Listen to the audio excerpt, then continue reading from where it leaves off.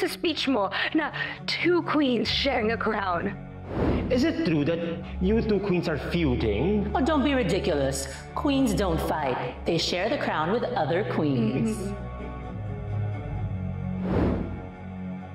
Hindi mo na panindigan, di ba? Because alam mo, deep inside you, Miss Velma, na isa kang inggiterang malapit ng malaos at ayaw malamangan.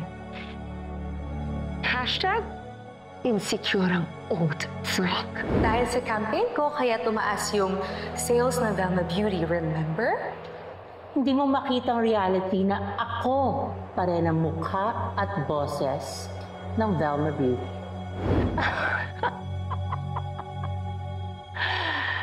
Shari, yes, I'm older. But look at me. I'm aging beautifully. And that's okay. Because not everyone gets to age. Ang mahirap, yung maliit na utak. And you know perfectly well what I'm talking about. Because Shari, I trusted you. I protected you and I built you up. And you were the person that hurt me the most. That's why you will pay. Kung pagbabayad lang naman ang pag-uusapan natin, Miss Velma. Hindi ba't kayong dalawa ng asawa mo may utang? Kay Helena Alfonso.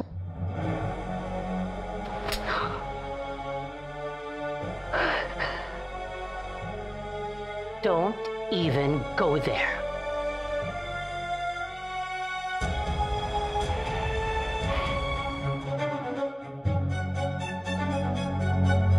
Nakalimutan mo na ba yan, Miss V? Nakalimutan niyo na ba yung kahayupan na ginawa niyo kay Helena? May ginawa kami, pero huwag ka magmalinis. Dahil mas masahol ka pa sa amin. Don't you remember? Na wala kang ginawa? Your silence killed Helena. Why?